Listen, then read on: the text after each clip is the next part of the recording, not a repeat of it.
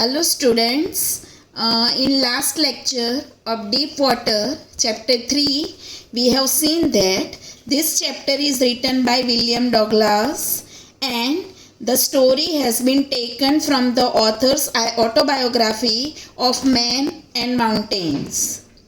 In this piece he tells about his fear of water and how he conquered it by determination and willpower. Up to now we have seen that as a child, when he was 3 or 4 years old, he would go to the beach of California with his father. He would get scared by the might of the huge waves which swept over him, and it instilled a fear in his subconscious mind.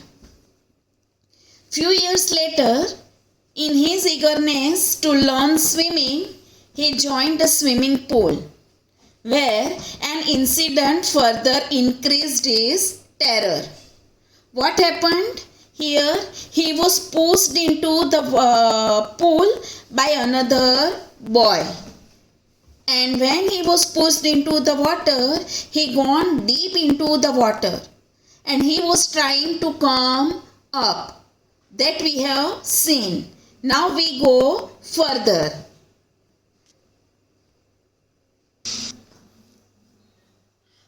But water that had a dirty yellow tint to it. I grew panic.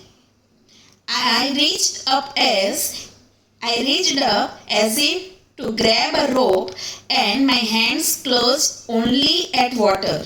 I was suffocating. I tried to yell, but no sound came out. Then my eyes and nose came out of the water, but not my mouth. What he said in this paragraph, that his movement upward was slow, but he opened his eyes. He saw water all around, which was yellowish in color. William got scared and tried to grab something, a rope, which would help him reach the edge of the pool. But he got nothing other than water. William was at a loss of breath and tried to scream for help, but no sound came out of his mouth. His nose and eyes came out of the water, but his mouth remained in it. So he was trying, but it was in vain. Right? Now next paragraph. I failed at the surface of the water, swallowed and choked.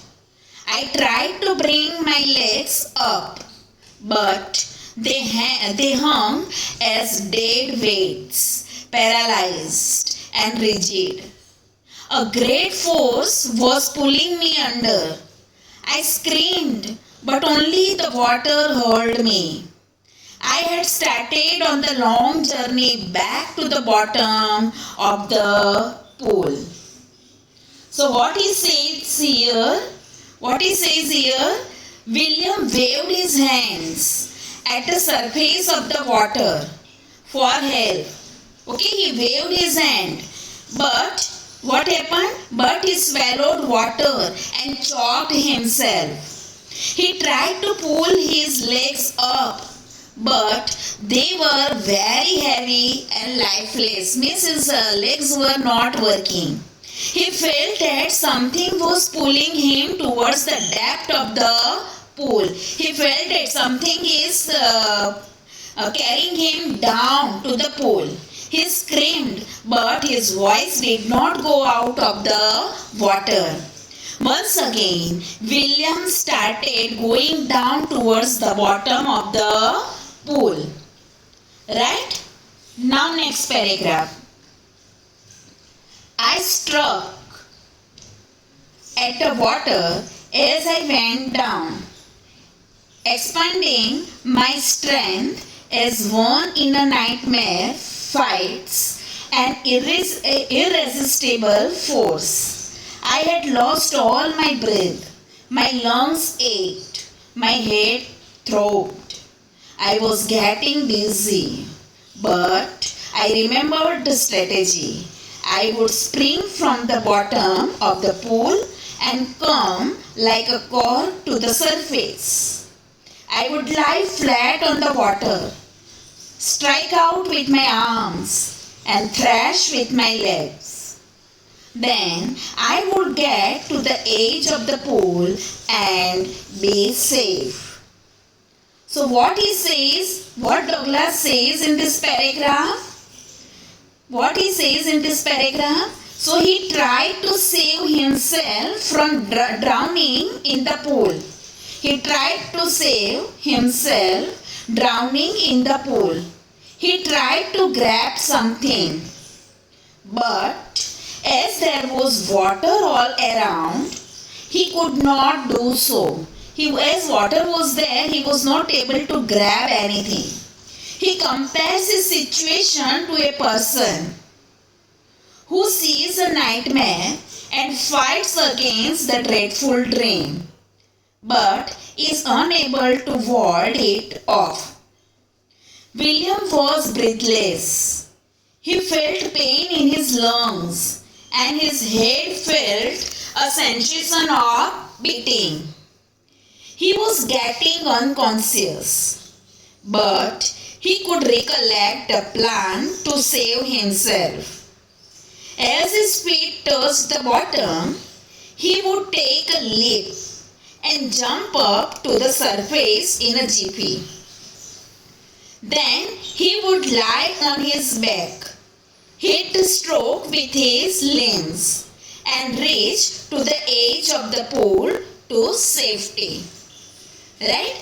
This thing he did in this paragraph. Now next paragraph. I went down endlessly. I opened my eyes. Nothing but water with a yellow glow. Dark water that one could not see through. And then sheer stark terror seized me. Terror that knows no understanding. Terror that knows no control. Terror that no one can understand who has not experienced it. I was shrinking underwater. I was paralyzed underwater, stiff, rigid with fear. Even the screams in my throat were frozen. Only my heart and the pounding in my head said that I was still alive. What he says here, he sank into the pool. The journey downwards seemed endless. He opened his eyes. There was water all around.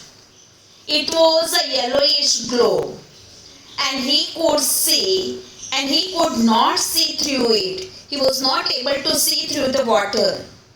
This terrorized him.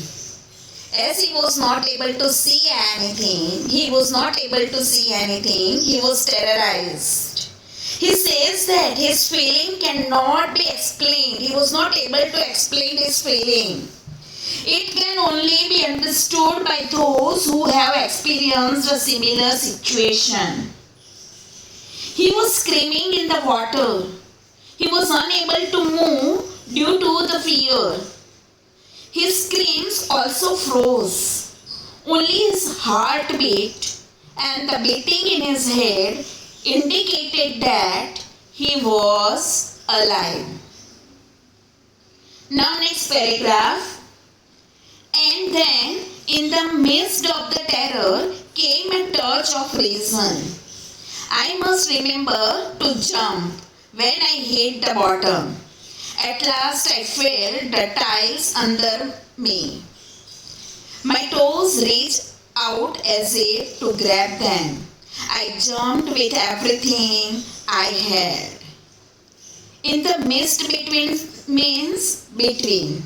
Okay, in the midst of means between. So here he says that, in this paragraph, he says that in between the phase of terror, William collected the plan.